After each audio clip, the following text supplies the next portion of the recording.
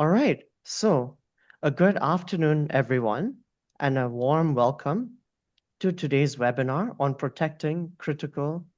which is titled as Protecting Critical Freshwater Resources, which is part of the Malaysia-Netherlands Dialogue, Private Sector Approaches to Sustainability.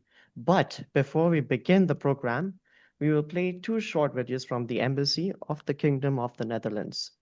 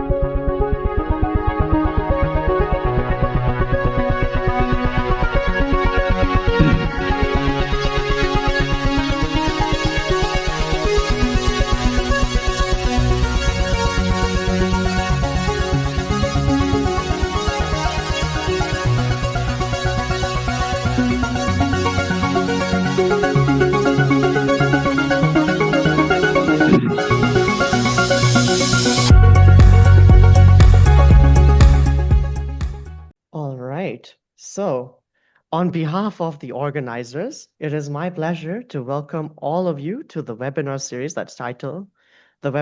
which is known as Malaysia-Netherlands Dialogue, Private Sector Approaches to Sustainability, a collaboration between Climate Governance Malaysia and the Embassy of the Kingdom of the Netherlands. We are pleased to also kick off the first session today, which is titled as Protecting Critical Freshwater Resources, which focuses on freshwater production and sustainability. Freshwater is essential for people, ecosystems, and the economy. However, growing demand, climate change, pollution, and overuse are placing increasing pressure on water resources globally and in Malaysia. This session will explore how the private sector can contribute to safeguarding freshwater through improved stewardship, greater efficiency, and basin-level management. Today's webinar will run for approximately 1 hour and 30 minutes, followed by a Q&A session.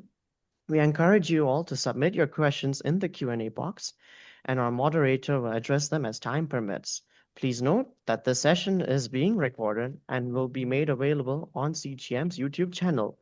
To begin the program, it is my great pleasure to invite His Excellency Jacques Werner, Ambassador of the Kingdom of the Netherlands to Malaysia, to deliver his welcoming remarks. Good afternoon, good morning to all of you. Thank you very much for giving me the floor for just 2 minutes, just to help launching this interesting series of webinars between Climate Governance Malaysia and the Netherlands Embassy on today water, and in the future editions on legal and litigation aspects of climate change and sustainability, on renewables, on the agriculture, and on carbon markets. And these editions will follow in the coming weeks and months. It's a great honor for me to welcome you all to this virtual webinar session on private sector approaches to sustainability. Ladies and gentlemen, you all know it, the science is undeniable. Humanity is facing a triple planetary crisis.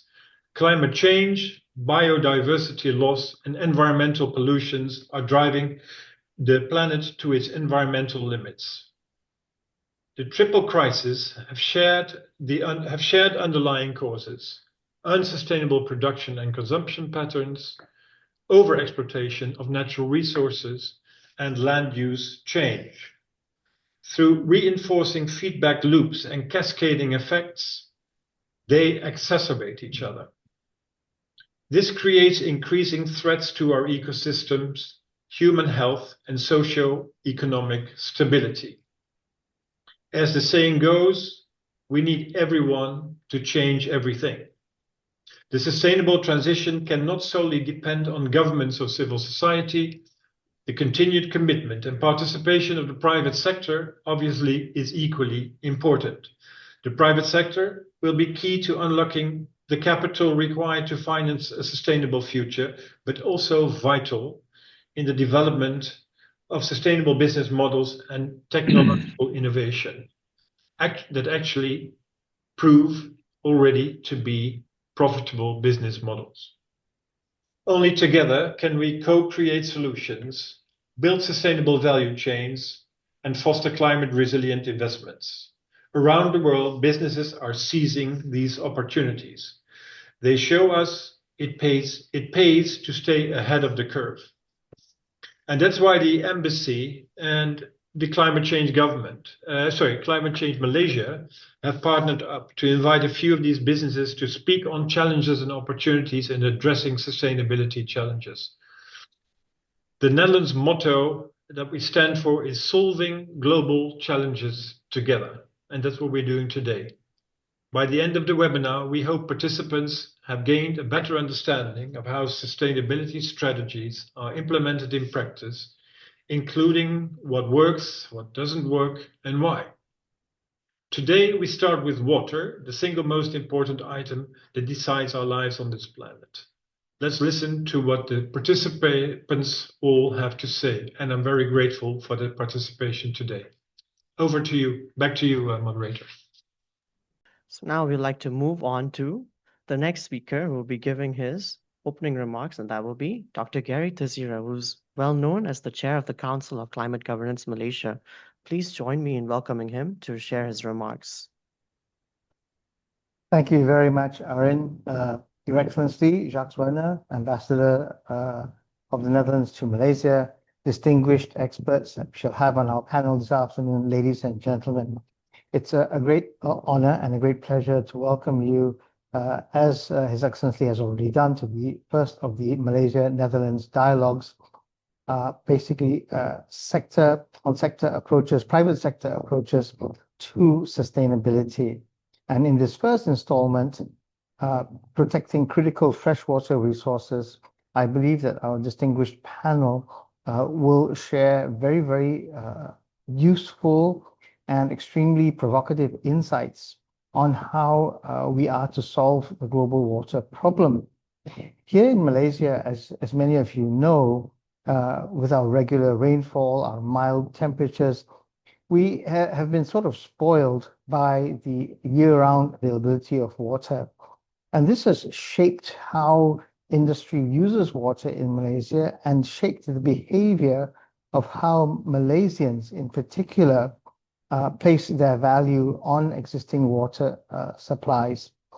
But the world has changed. We now note that as recently as last November, we had 3 typhoons simultaneously in our part of the world. And these were the only typhoons in the world at that time, one off the coast of Vietnam, one in the Straits of Malacca, and one off of Sri Lanka.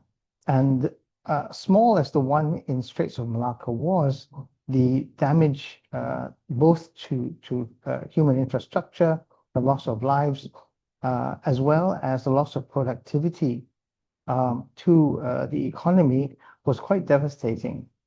And now we are facing the opposite threat, looking at the potential, instead of La Nina, of moving in the coming months to a situation not of a mild El Nino, but perhaps even a strong or a very strong El Nino.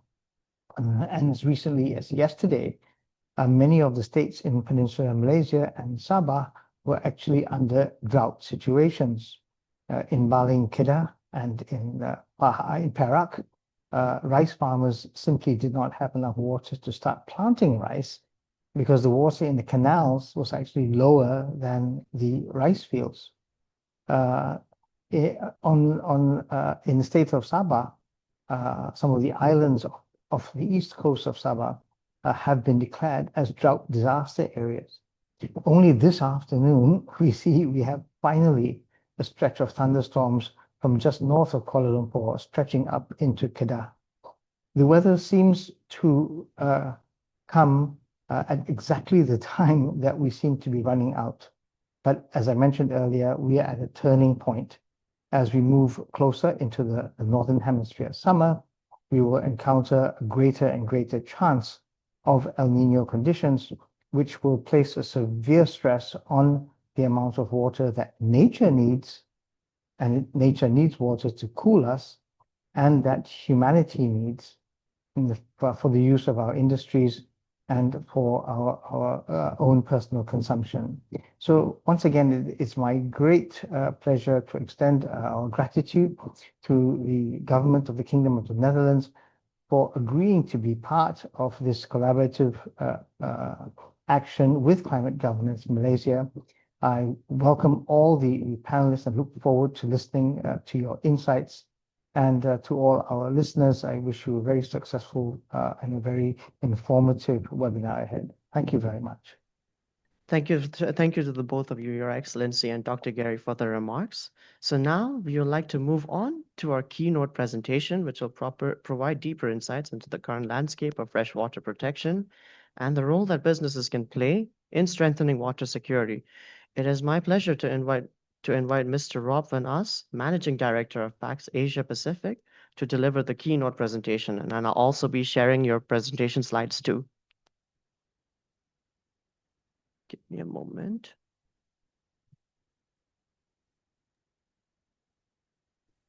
Thank you, Aaron, for introducing me. Thank you, Dr. Gary, for your opening remarks, as well, of course, as Your Excellency, Jaap Werner, for your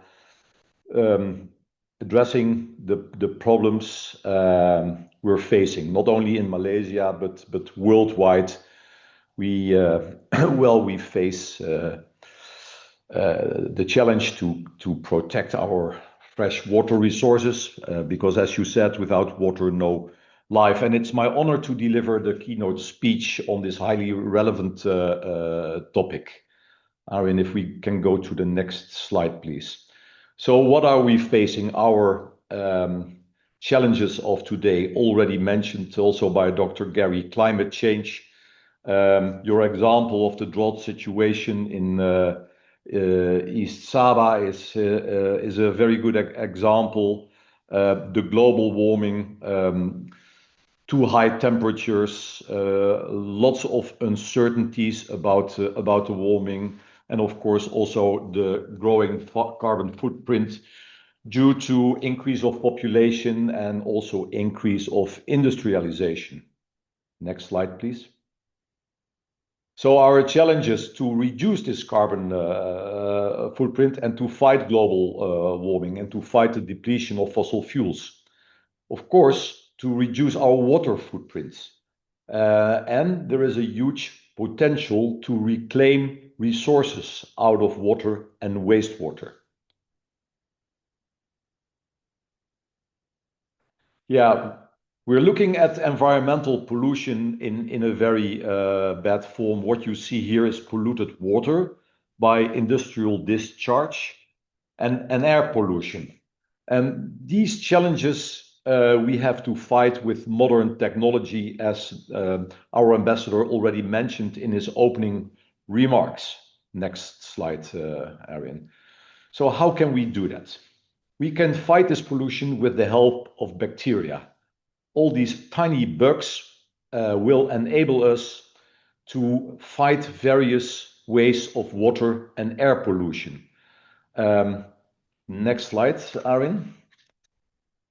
Of course, there's also this growing energy demand, and the need for green energy is growing, especially what we see now happening in the Middle East. Energy prices rising, fossil energy going down.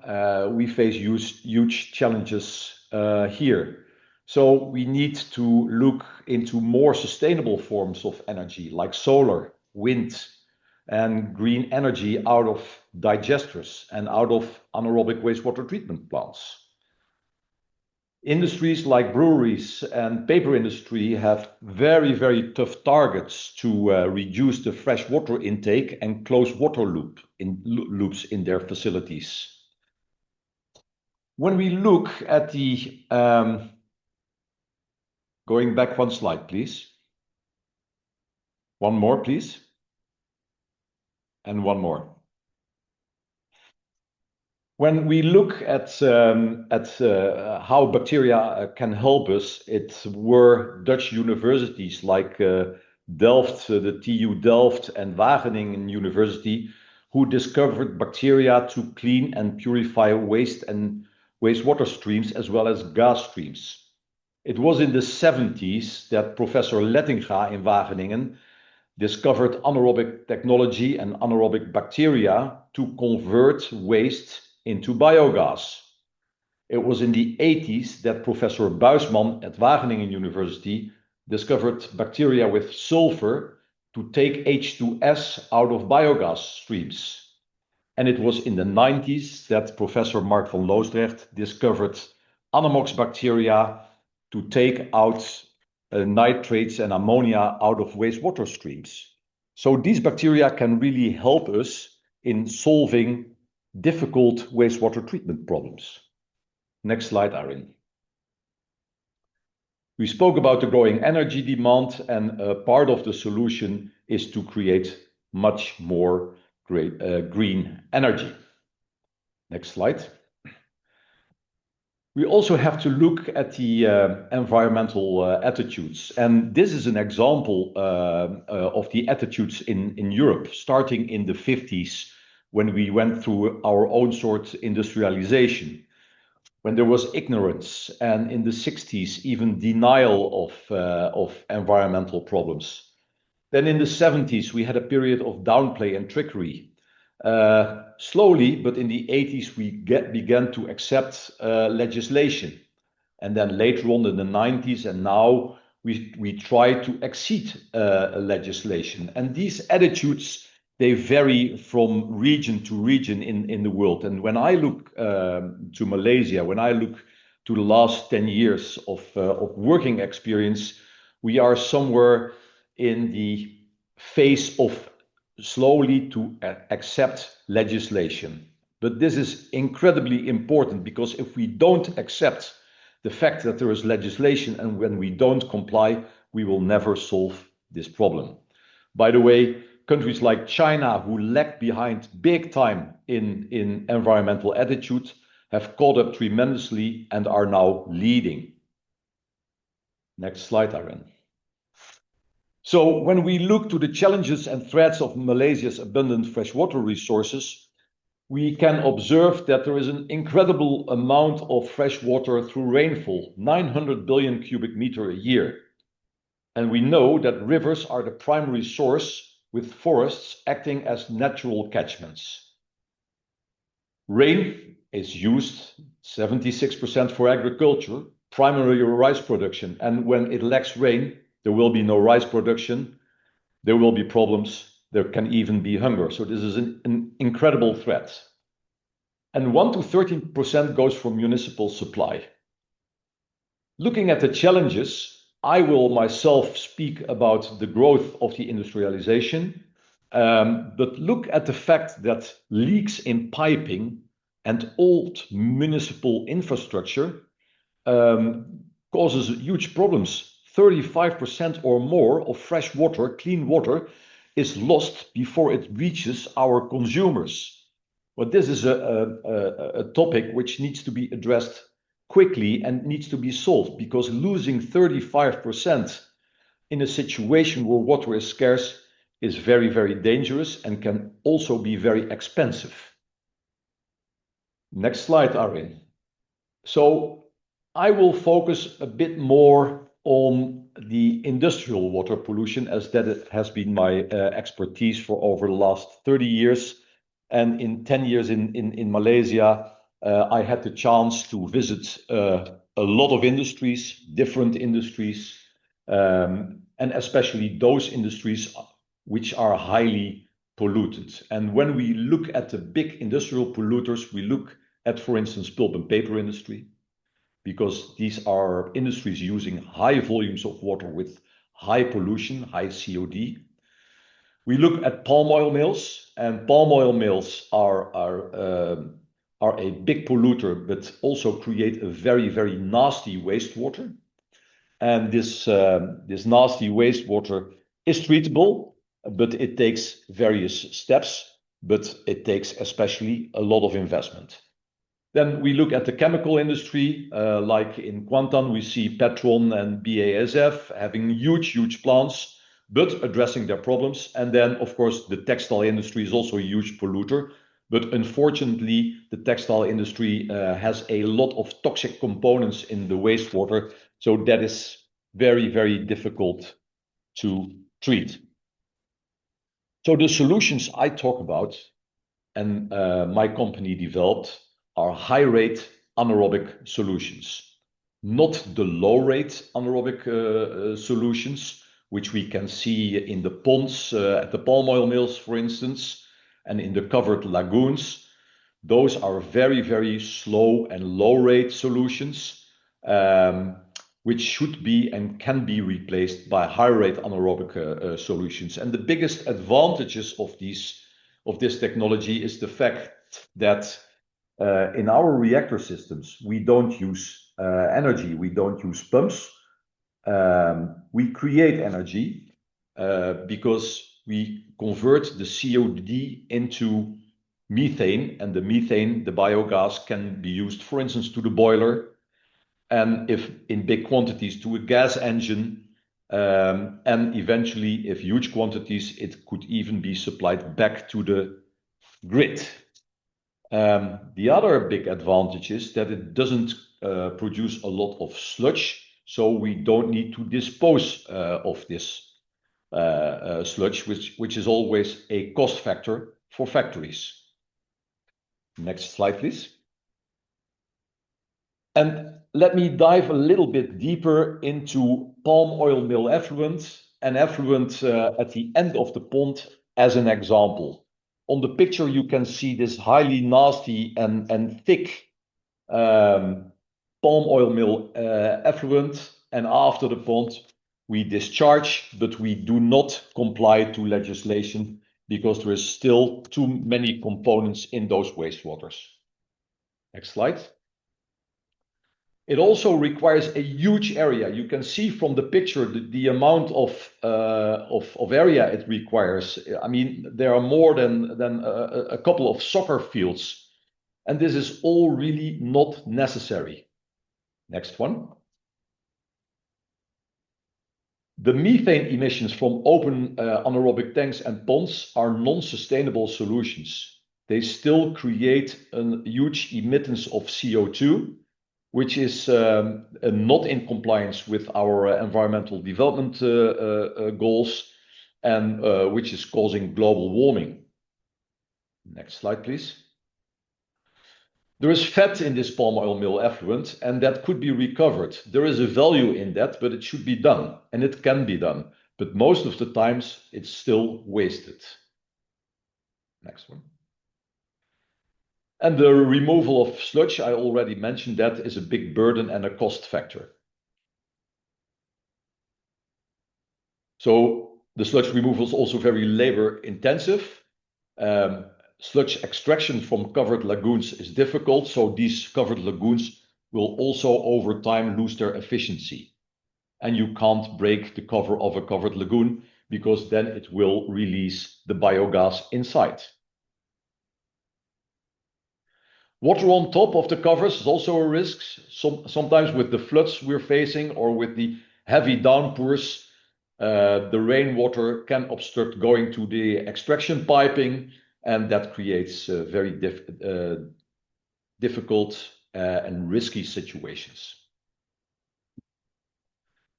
There could be a leak, and that would lead to enormous safety leaks and risks.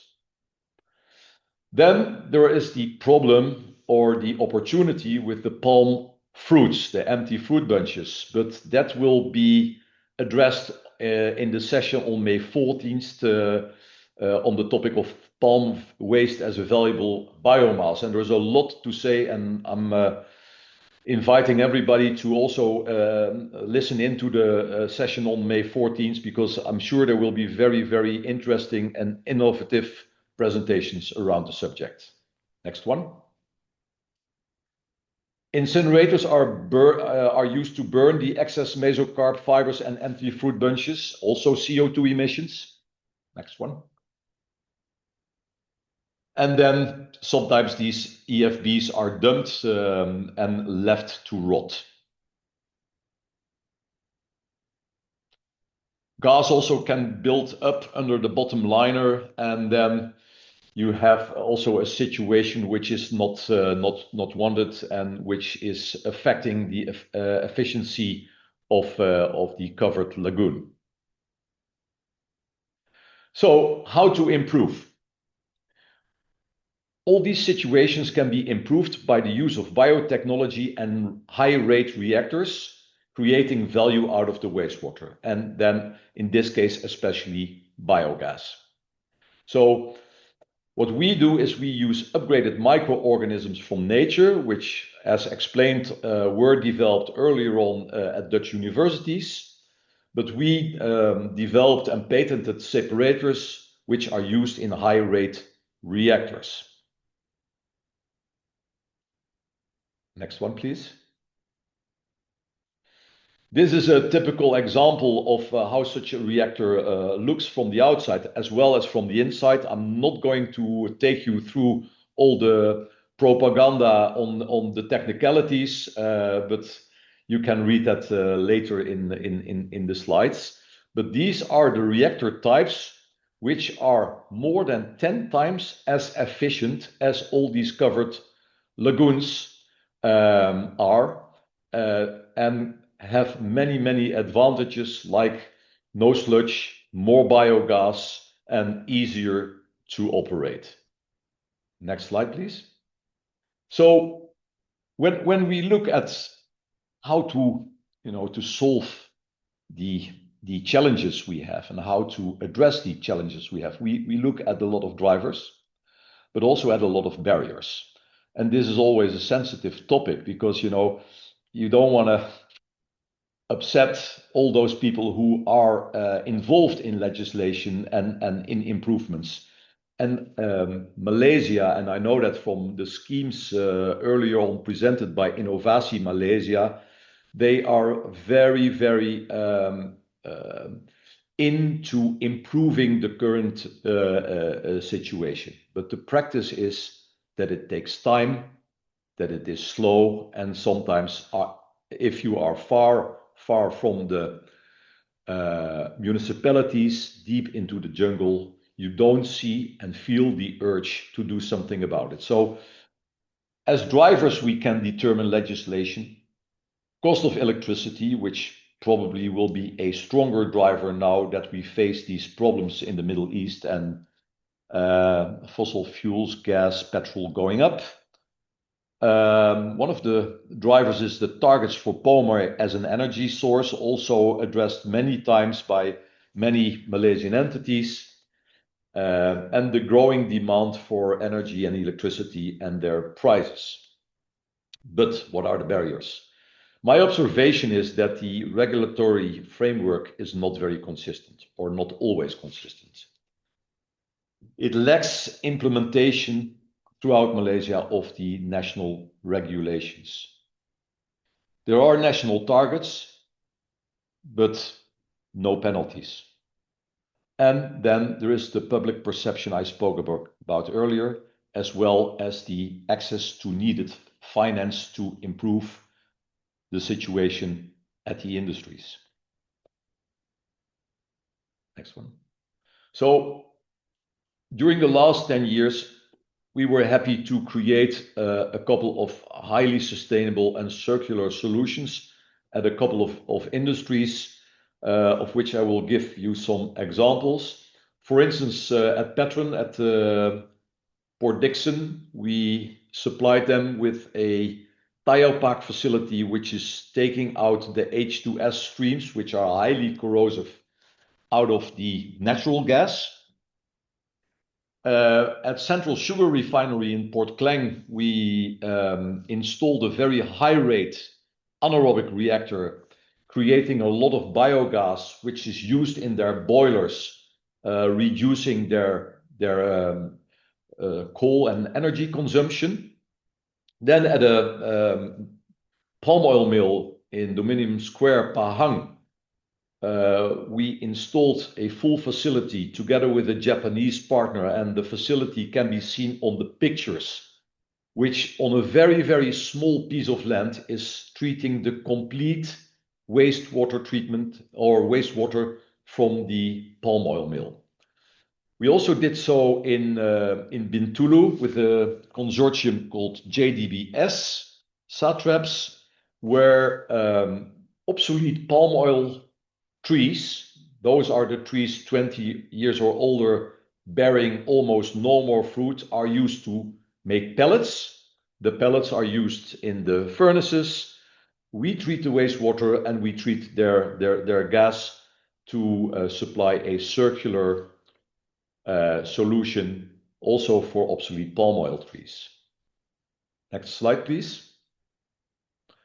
This is a picture of the Petron refinery in Port Dickson with a Thiopac reactor treating almost 9,000 cubic meters per hour of gas and taking the H2S out. We started up this project under very difficult circumstances in the COVID time, but it has been running very well up to now, and Petron is very happy with this solution.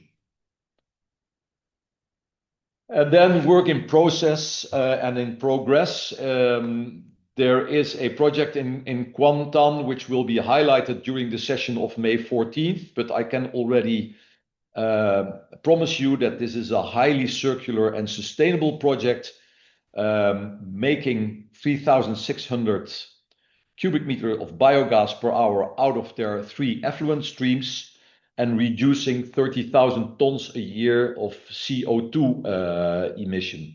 But you will be hearing more about the project in a next session.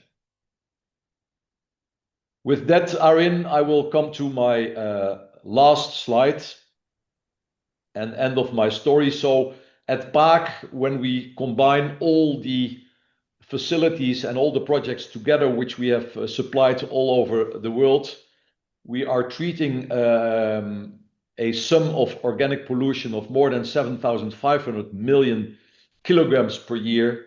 We produce 3,200 cubic meter per year of biogas, which equals the energy consumption of 2 million Dutch households.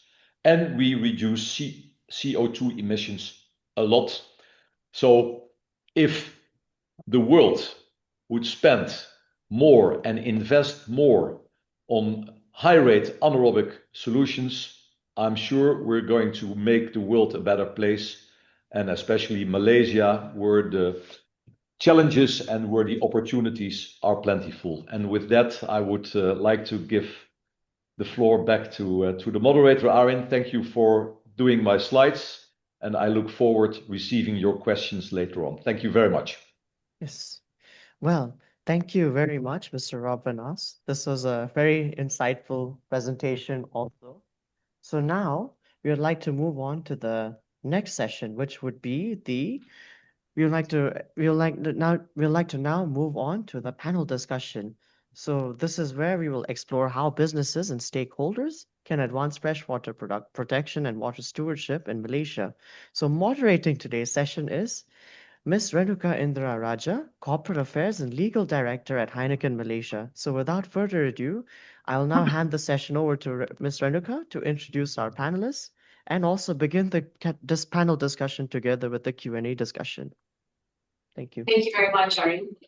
Firstly, a great big thank you to Ambassador Jaap of the Kingdom of Netherlands, to Mr. Gary Theseira of Climate Governance Malaysia. To both of you, we thank you for the opportunity for today's session, for kickstarting a very important discussion, and looking forward to good collaboration moving forward on this topic. Yeah. Today's panel session is focused on shared global challenges, protecting our critical freshwater resources, and the collective responsibility across government, businesses, and communities to protect our water sources. What we've heard today, the concerns expressed, we've also seen work done by WHO, where half the world's population could technically be living in areas of water scarcity as early as 2025. Now, that's extremely worrying, and that 72% of these withdrawals are actually used for agriculture purposes. So you see the nexus between water and food security, yeah? And as Rob also pointed out, in Malaysia, 76% of water is actually used for agricultural purposes. And what is really worrying, Gary, as you shared, that in Baling, Kedah, we already had rice plantations drying up. And as we know, Malaysia, we can't even produce enough rice to sustain our population. We're actually importing a lot of our rice, yeah? So it is worrying, and it's time all stakeholders do embrace solutions to tackle this. And if I can quote Ambassador Jaap earlier, you said everyone has to change everything to tackle these issues, yeah? So it starts with government, industry, communities, but really everybody has a role to play. And how do we co-create solutions, yeah? So with that, I'm going to invite panel members. We have Haslina, Chief Assistant Director and Head of River Basin and Coastal Management at the Selangor Water Management Authority. She has over 24 years of experience playing a key role in advancing integrated water resource management in Selangor, including major river basin initiatives and sustainable policies. She holds a degree in civil engineering and has been specialized training in water and coastal management from institutions in Denmark, Spain, Japan, and China. And then we have our very dear colleague from Amsterdam, Jan-Willem. He is a global leader in sustainable development and stakeholder engagement at Heineken. He drives the company's sustainability strategy, including social impact and partnerships, and serves as a key spokesperson on sustainability topics, including water stewardship. Yeah. And we also have our keynote speaker, Mr. Rob Van Haas. So with that, I will now hand the floor over to Haslina to share with us the national and regulatory context for freshwater protection in Selangor. All right. Okay, Bismillahirrahmanirrahim and Assalamualaikum, and also very good morning for the panelists in the Amsterdams, and good afternoon to all the participants that join us for the webinar for today that I will share about the LUAS perspective in terms of sustainable water resources management in Selangor, Malaysia. So can we move the next slide, please? Okay, this is the state of water resources in Selangor. However, I will introduce first, Lembaga Urus Air Selangor, or we call it Selangor Water Management Authority, is the body that governed by LUAS Enactment 1999, and our function is to ensure the sustainability of water resources in Selangor, Malaysia. So we are the regulatory body that will have the legislation to ensure the protection of water resources in Selangor, Malaysia. So this is the state of water resources. We can see we have abundance of water resources actually. We can see from the previous slide, there are more than 3,000 millimeter of rainfall that we have in Malaysia. And we can see based on the calculation for Selangor part, actually about 6,000 and 2,005 million cubic meter from the 7 main river basin actually that produce the water resources, and we have about 7 water intakes that can cover about 1,935.23 million cubic meter. Actually, it covered the supply for Selangor and also the Klang Valley, Kuala Lumpur, and also the Putrajaya. So all the water is come from the Selangor. So from this part, actually, we also have 7 dam storage, about 4,094.46 million cubic meter. But we can see nowadays with the recent announcement that we are facing extreme climates now.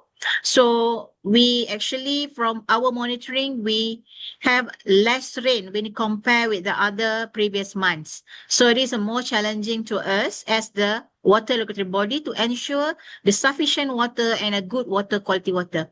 Besides, we have the river, we also have a dam, and we also have the ponds. The intervention that state government has been implement is we use the pond as the alternative water sources and also the backup for the water intakes. We not only dependent only from the rivers, but we use the river to fill up the storage at the ponds. So the abstraction water, actually, we can minimize the impact of the pollution because we use the pond as the alternative and as a second filter rather than we direct abstract from the rivers. So beside that, the groundwater also, the backup, or we can see that only about less than 10% that has been used as the alternative for all the activities that use the groundwater as the alternative in Selangor. So we can see from the right side is the demands. As we mentioned before that one of the biggest activity or sector is the agriculture, yes, because the agriculture and the irrigation give about 6,635 MCM cubic meter. And in Selangor, actually, the biggest user is in area of the Sekinchan area because they have the IDA project for the paddy, and it was the biggest rice bowl for the Selangor part. Beside that, the other sector is the aquaculture, the animal husbandry, and last but not least, the environment. In Selangor, actually, for information, we have designated that about 300 MLD must be released from the last water intake in the Selangor River Basin because we have the fireflies in the downstream part. So we can see that we must ensure that only not humans of the other economic sector that need water, but also the environment, the ecosystem. So this is the policy that has been in place, then it has been implemented because we are implement the integrated water resources management. Next slide, please.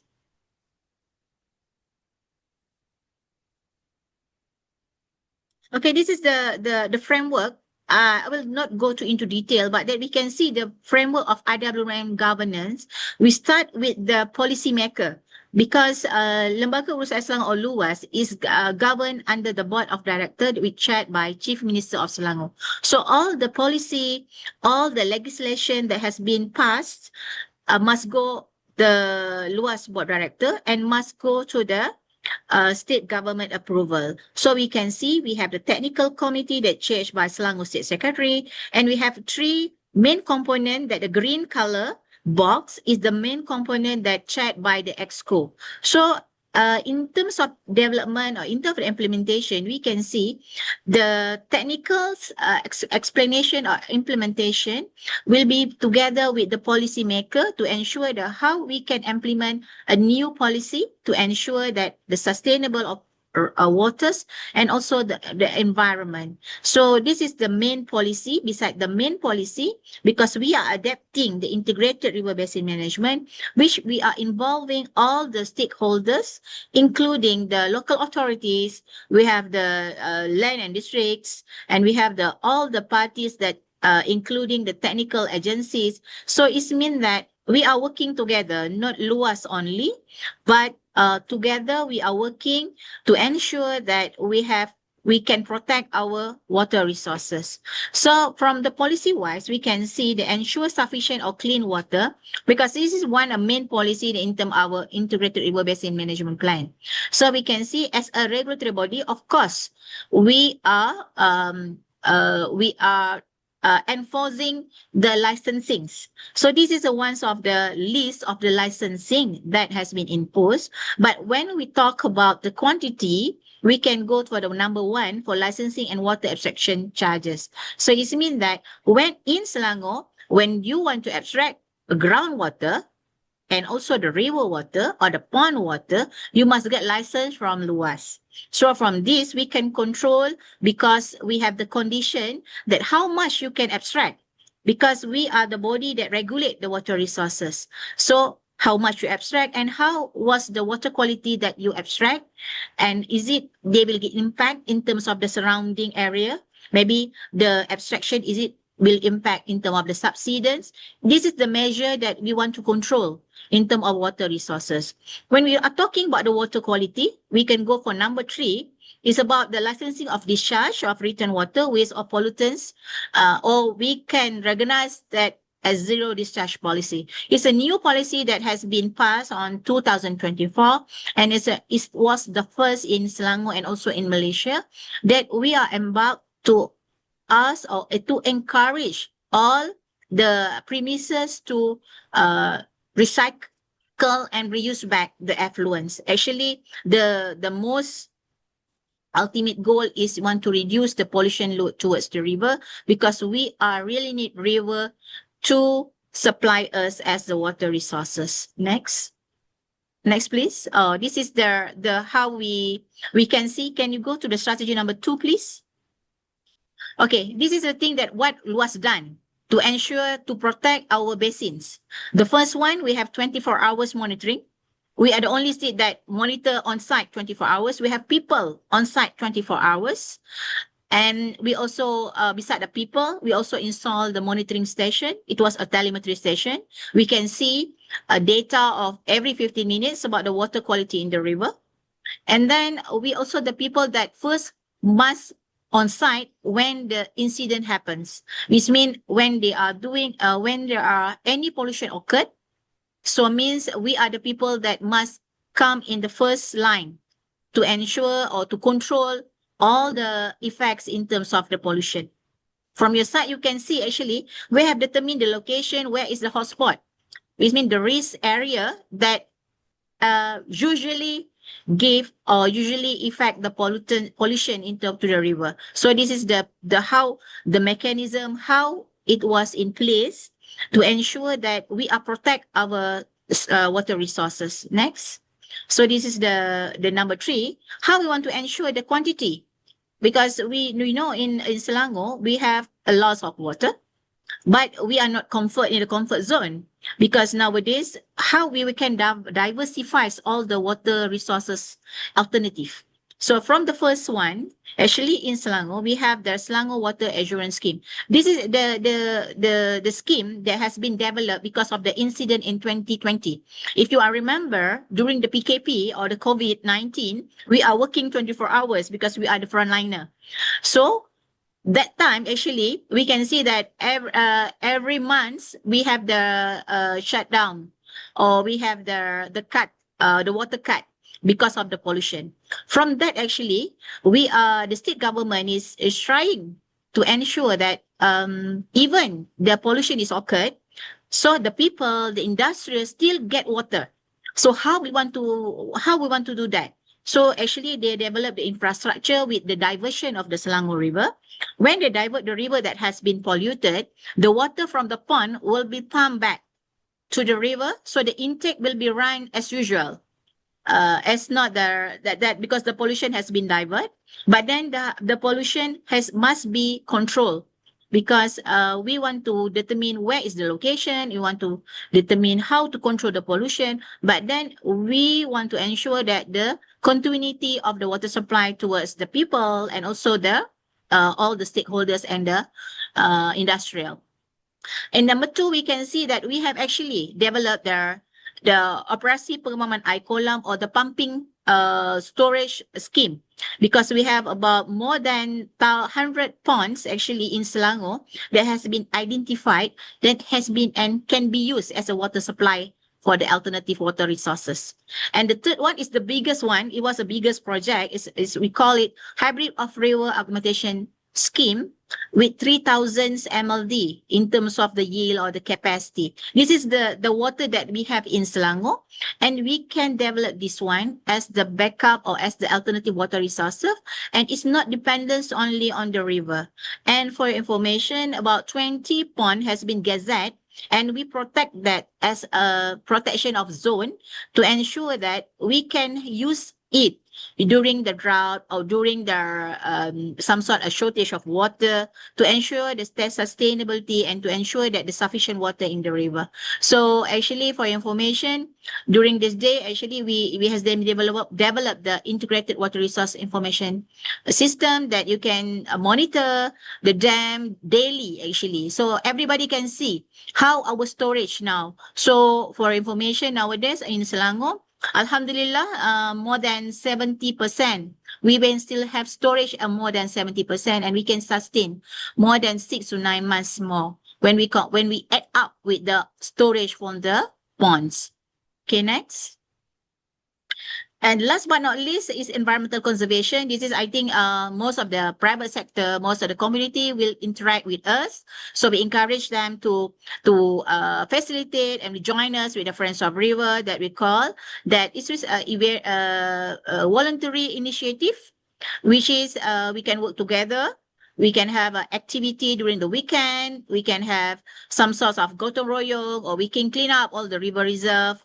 And then we have a very good commitment. And so far, for information, about 48 of community has been registered. And we are very encouraged to everybody to join us, even the private sector to join us. So we have the location with the good participation from the community to work together with LUAS and also with all the stakeholders. Next. Okay, I think that's all, Ms. Renuka, that I can share with how the Selangor ensure the sustainable water resources in terms of the quality and also the quantity aspect. Thank you. Thank you very much, Puan Haslina. I'm sure the audience will have a lot of interesting questions for you. Before I pass on to Jan-Willem, just to share a little bit about what Heineken has been doing in Malaysia in terms of taking care of our water sources. So for the last 18 years, we've actually taken care of the river that runs behind our production facility. We have actually converted the river from a dead river to one where fish can actually survive. And we extended our work about 6 years ago to take care of our water basin.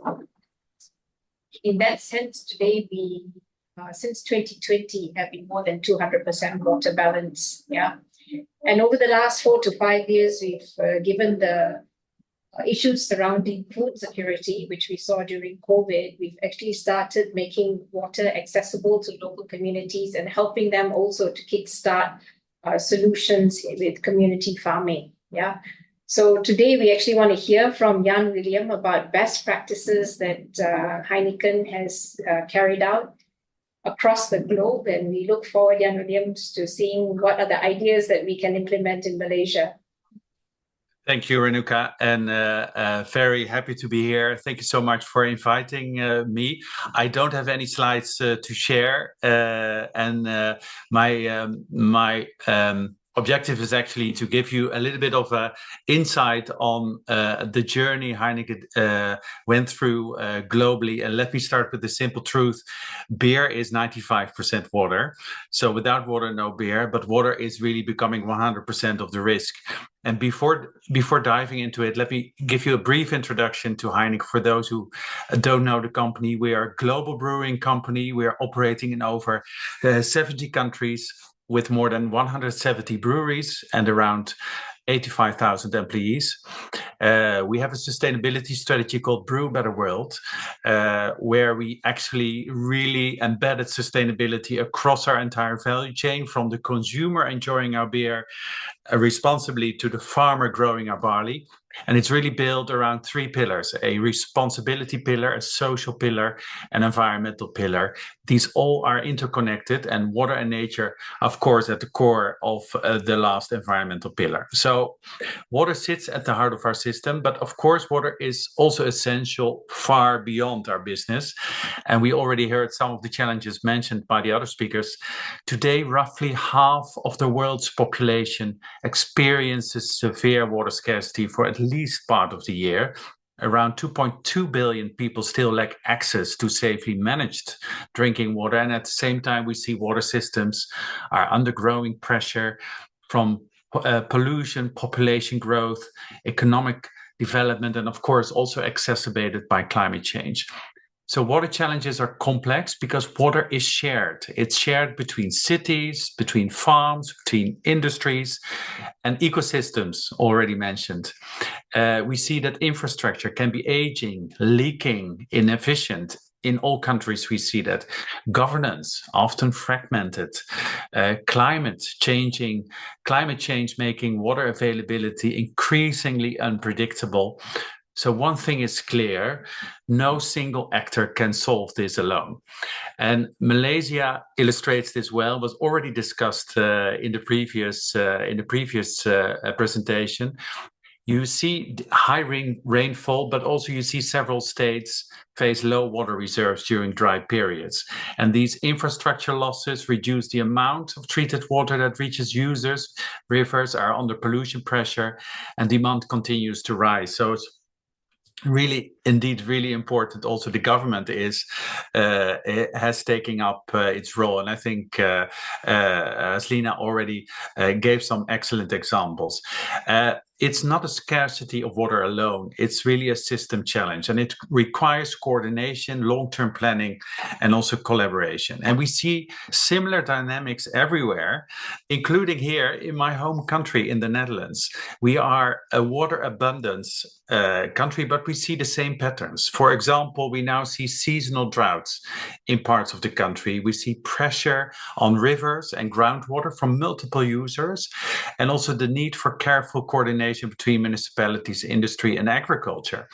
And even with strong infrastructure, like here in the Netherlands, we see that water management remains a constant balancing act between competing needs. And new players are entering as well. Think, for examples, about the data centers used for AI. We see a lot of coming here in the Netherlands. They use a lot of water for cooling purposes. Now, let's get back to Heineken.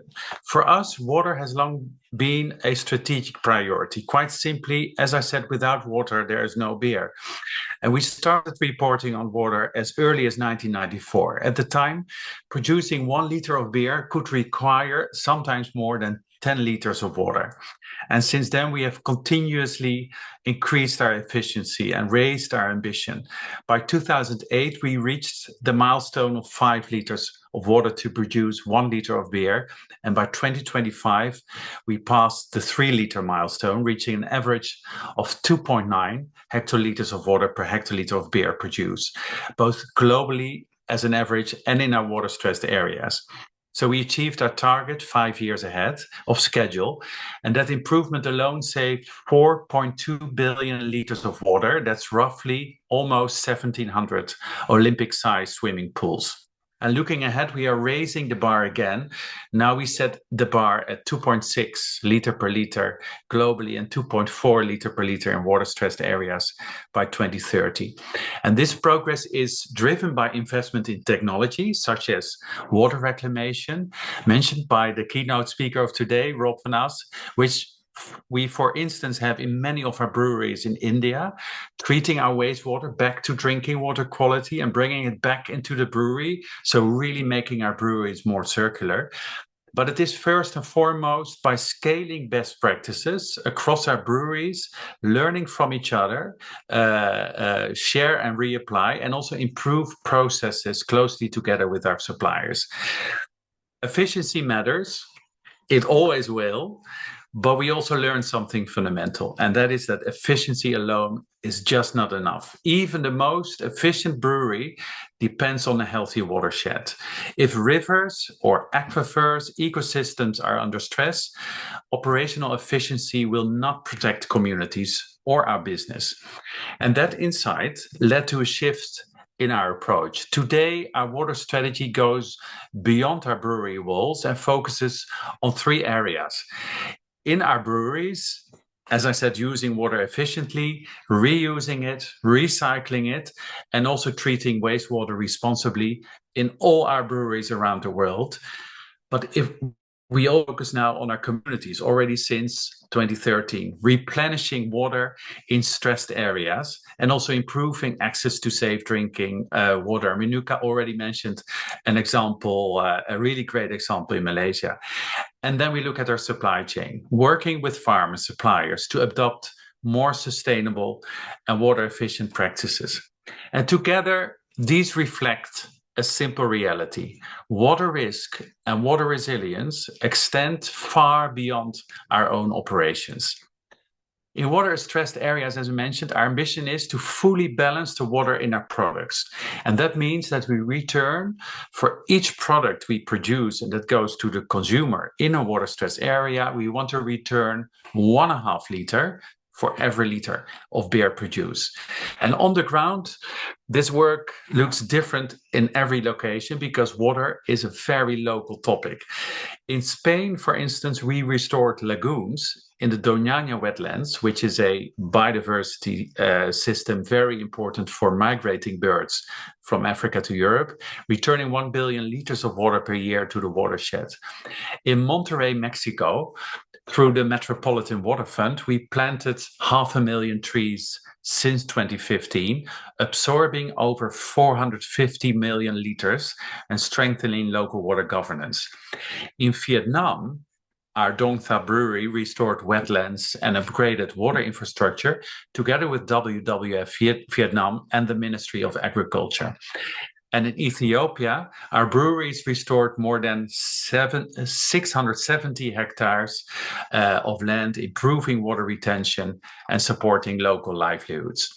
And in Mexico, we have a brewery in Tecate that restored flows in the Colorado River Delta with an NGO called Restauramos El Colorado, supporting communities and local habitats. And I also mentioned access to water projects. It's becoming more and more important in our interventions. In Burundi, in Africa, for instance, we now have solar-powered boreholes, and they provide reliable access to safe drinking water for nearly 14,000 people living around our brewery.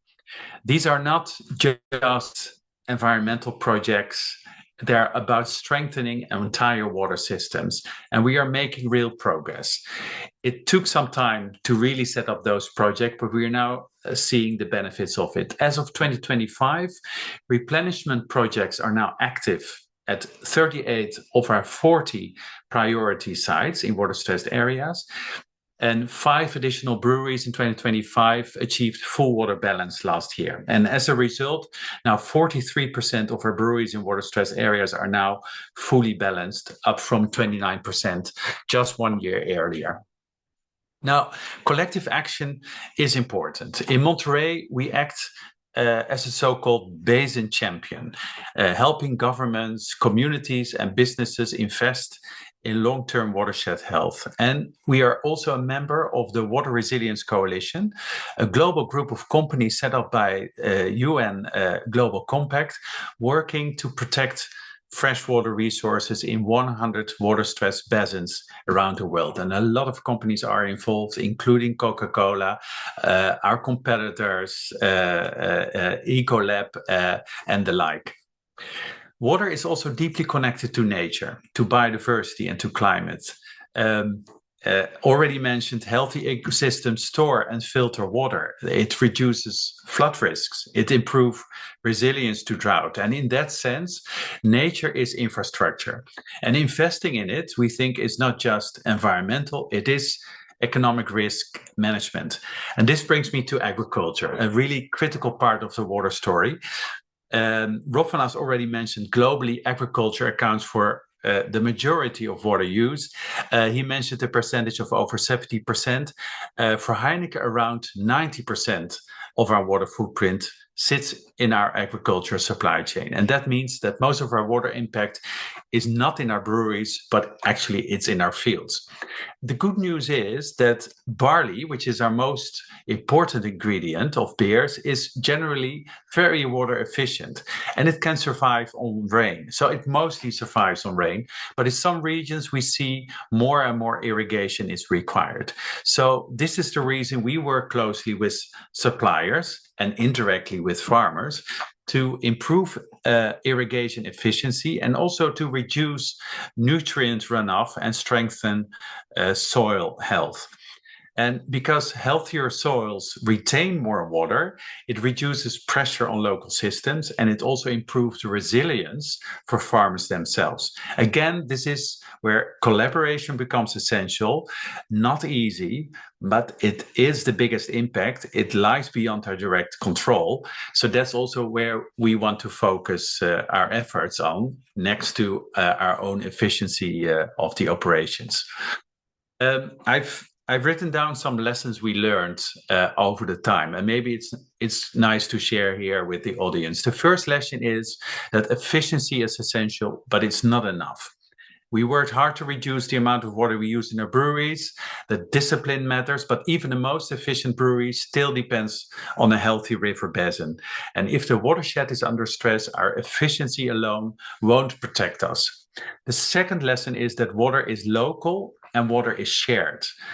Unlike carbon, water challenges cannot be solved globally with a single solution. I cannot compensate one intervention in one country for the local water stress in another country. Every basin is different, and what works in the Netherlands may not work in Malaysia. And because water is shared between cities and farmers and industries and ecosystems, no single company can fix the system alone. Collaboration is really fundamental. A third lesson is that most of the real impact lies beyond our direct operations. I already mentioned it. That means working with farmers in agriculture is just as important as improving our breweries. It's more complex, it takes longer time, but that's where real resilience is built. And we've also learned that nature is infrastructure.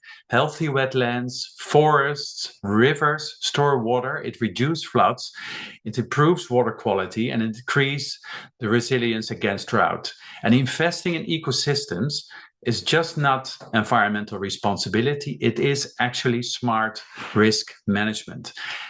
And perhaps the most important lesson is that water risk is a business risk. If water systems fail, supply chains fail, and communities will suffer and economies will slow down.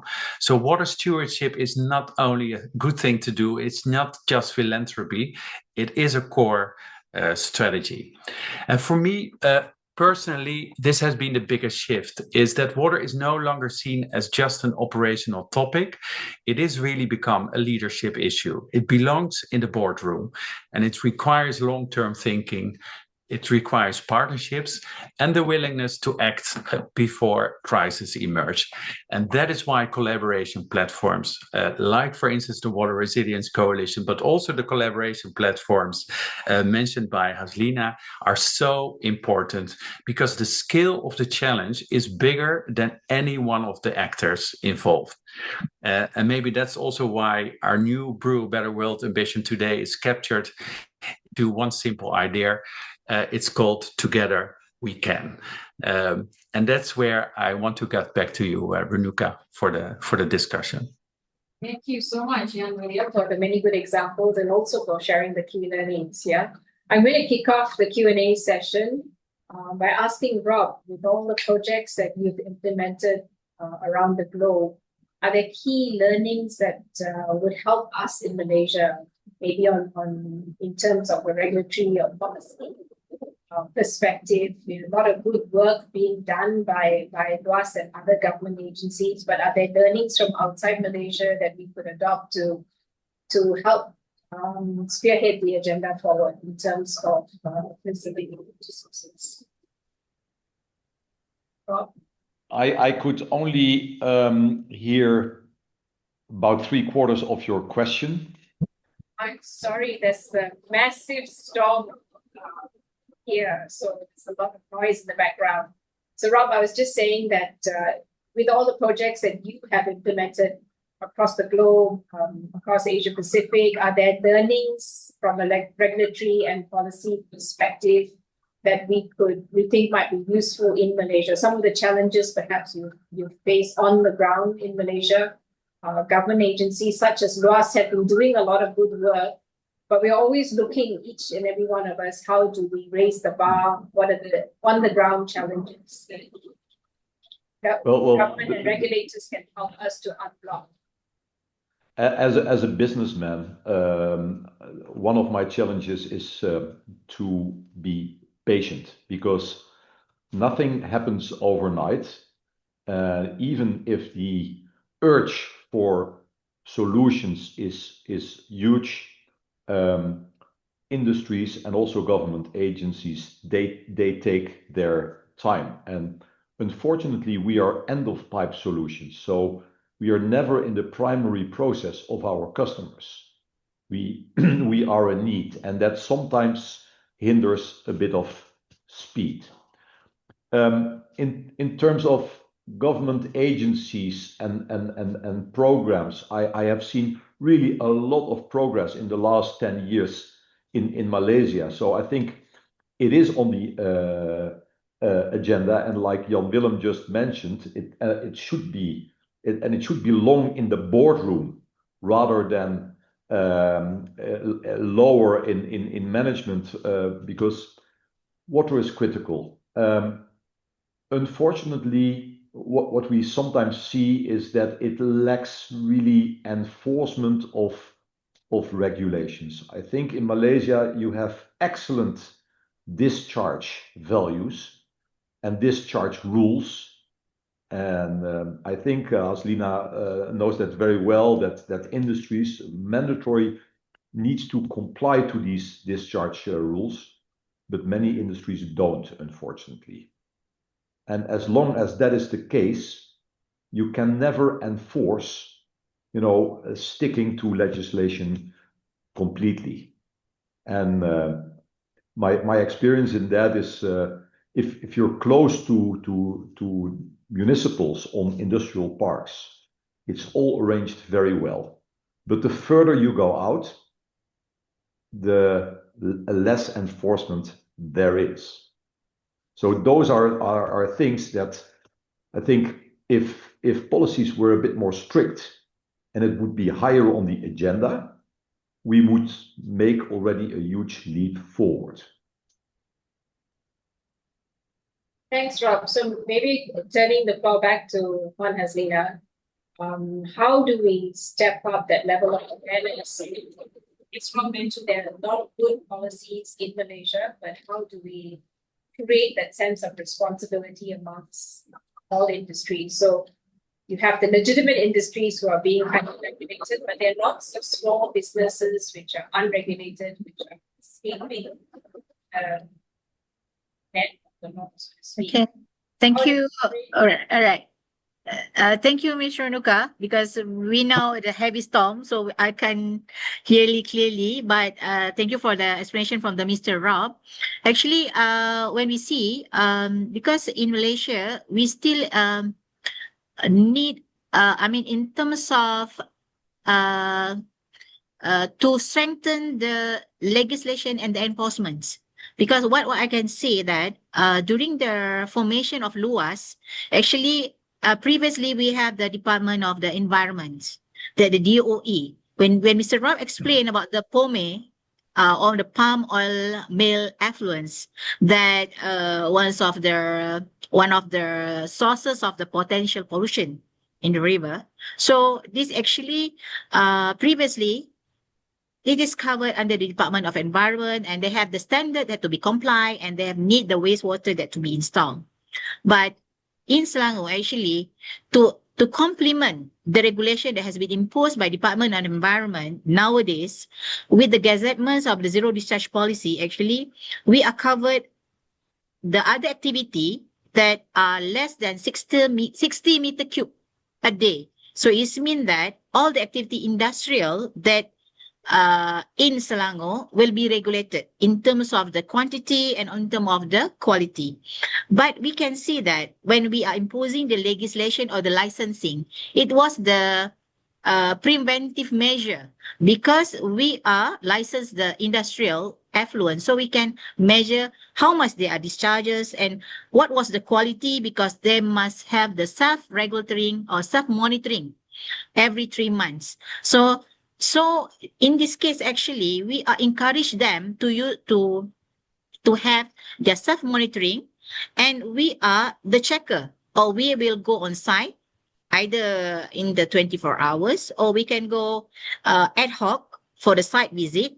And we are the people that we are the agency will have their compounds, and we can use the enforcement.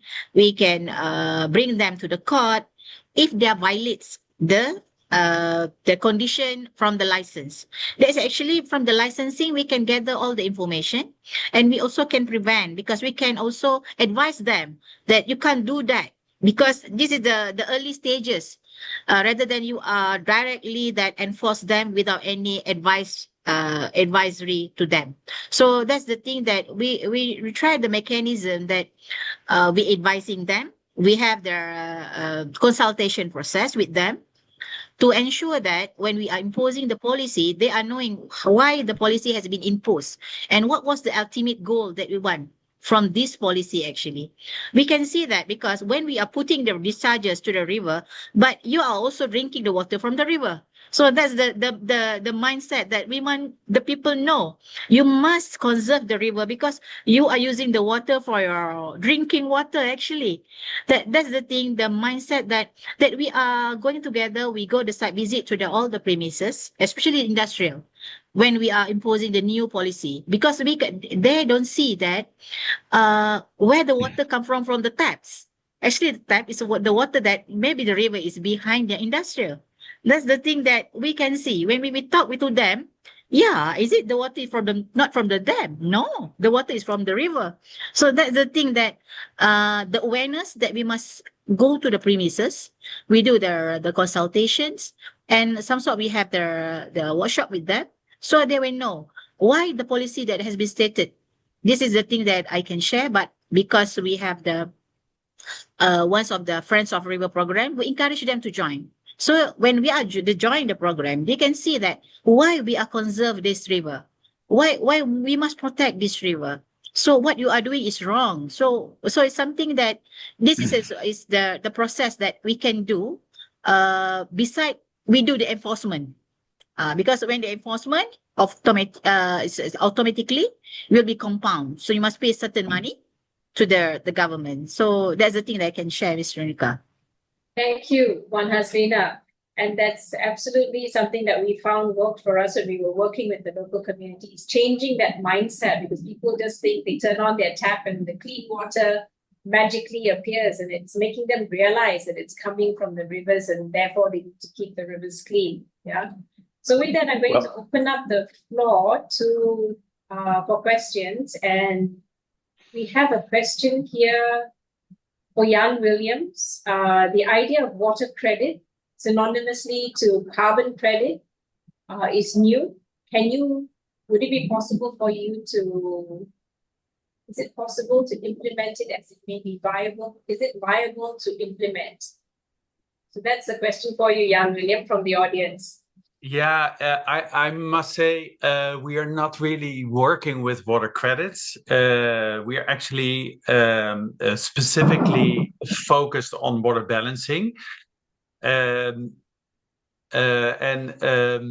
of course, you get as a brewery a certain allocation of water. You also have your own groundwater resources. But if you are in a water stressed area, you really need to balance all the water so that you become a kind of water neutral, or actually water positive. We don't use that specific term because we are very cautious in using that kind of language, but actually you want to become kind of neutral. What we do is we look at different metrics. So what we call it gives volumetric water benefits. So you can really estimate the volume of water that is being replenished into this watershed that can be used by everyone. But it also reduces your risk, because it reduces your exposure to water scarcity, but also to, for instance, community conflicts. And it increases your operational resilience, but it also creates shared value outcomes. So many of these water balancing activities, for instance, ecosystem restoration, also benefits farmers, communities, even provides livelihood. So preferably, we look for interventions that benefits all actors in the same watershed. I hope I answered that question. Otherwise, happy to hear what exactly the question is on the water credits. So, thank you, Jan-Willem. I'm really sorry, but it looks like the discussion has been so interesting that we've almost come to an end of our time. Yeah. So with less than 5 minutes available, I'm going to ask the panelists to perhaps give us one or two key takeaways from today. What you think are the most important lessons that we can take forward. Haslina, would you like to kick off? Just to mention to all of you that water, actually our vision or our mission is water for all. Water not for humans, water is not for economic purposes, but water for all, for water for everybody, water also for the environment, and water also for the ecosystems. I think that's the thing that the message that I want to everybody know, that how the importance to protect the water resources. Rob? Yeah, maybe we all acknowledge that we need new technologies or advanced technologies, and we need finance. And the Netherlands has a scheme to a public-private scheme by a entity called Invest International, helping enterprises in their R&D and design to come up with optimum solutions for wastewater problems. And I'm using this scheme also for a project in Malaysia. And having financial help to progress is really key. So I'm really happy that there are these kind of instruments available to help progress. Jan-Willem, one or two key takeaways to wrap up? From today, and I also think, because you see also the different actors here in this call, is for me, no single actor can solve it. It really is about collaboration. Progress happens when governments and businesses and farmers and communities really align around the shared priorities in the basin, and also invest together over time. Because I truly believe that collective and really local approach is where resilience is really built. Thank you. So I think what I've gathered from the sessions today, very much freshwater protection is really a shared responsibility. Everyone having a role to play, whether it's local community, business, government, even academia, now stepping up to play a role to create that awareness. So very much science, policy, partnership, moving together, having to set measurable outcomes, critical to building trust and enabling scale. Key takeaways: water security requires collective watershed level action. We need policy leadership, business innovation, moving hand in hand, in tandem. The investments we make in water stewardship is not just to deal with immediate water needs, but it's an investment in economic resilience as well as community needs. With that, I see, Ambassador, you've got your hand up. Did you want to say a few words? Yes, if I may, just in 1 minute. I just wanted to mention here, maybe nice to know that next week I'll be signing together with DP and Fadila an MOU, Memorandum of Understanding, on water cooperation, and that fits in our ambition for the Netherlands to become actually the preferred strategic water partner of Malaysia. And this MOU will cover a wide-ranging of water-relevant areas, such as flood, both emergency response and mitigation and prevention through nature-based solutions, but also wastewater management, as we've been discussing today, as we have drinking water and irrigation, and also water sufficiency and efficiency.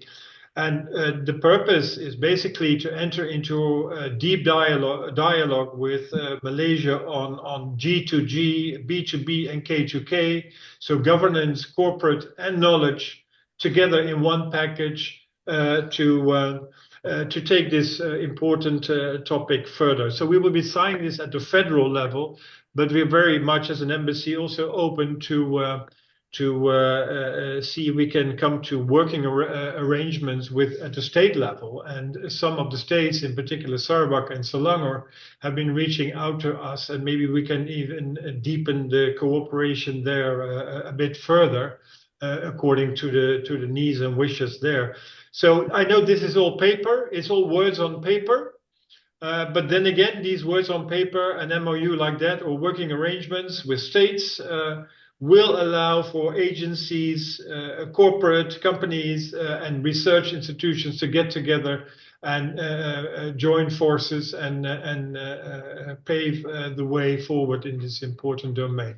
So we're here to partner up with Malaysia in the best possible way that we can. Thank you very much, and thanks for this beautiful exchange of knowledge and ideas. It's a really fantastic, a good start of the webinar series. Thank you, CGM and panelists, of course, for putting it all together.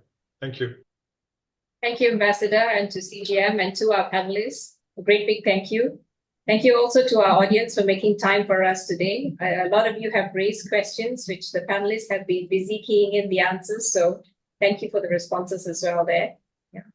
And look forward to seeing y'all at another forum. Yeah. I think there's a little survey for those who would like to fill it out. Please give us your feedback, how we can improve things for future. Thank you to everyone. Thank you to the moderator, the panelists, His Excellency, and Dr. Gary for this wonderful session. And on behalf of CGM, we sincerely appreciate the support of everyone.